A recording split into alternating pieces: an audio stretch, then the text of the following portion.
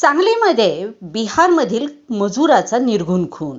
सांगली शहरातील जुनी धामणी स्मशानभूमीजवळ कृष्णा नदी काठी सुरू असलेल्या संरक्षण भिंतीच्या कामाच्या ठिकाणी काम करणाऱ्या बिहारमधील एका मजुराचा निर्घृण खून झाल्याची घटना उघडकीस आलेली आहे.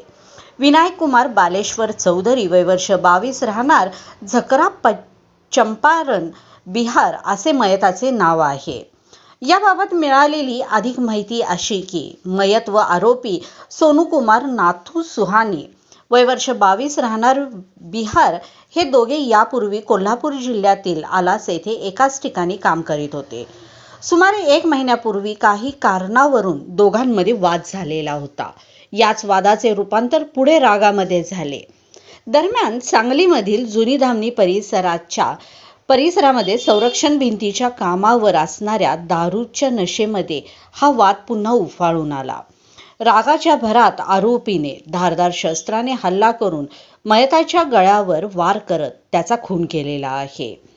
ही घटना सांगली ग्रामीण पोलीस स्टेशनच्या हद्दीत घडलेली असून याबाबतची माहिती मिळताच संबंधित पोलीस अधिकारी व अंमलदार घटनास्थळी दाखल झाले. तसेच स्पेशल रेस्क्यू फोर्स आपत्कालीन पथकही घटनास्थळी पोहोचले. पोलिसांनी पंचनामा करून मृतदेह पुढील तपासणीसाठी सांगली शासकीय रुग्णालयामध्ये पाठवलेला आहे. या प्रकरणी आरोपीस पोलिसांनी ताब्यात घेतलेले असून पुढील तपास सुरू आहे.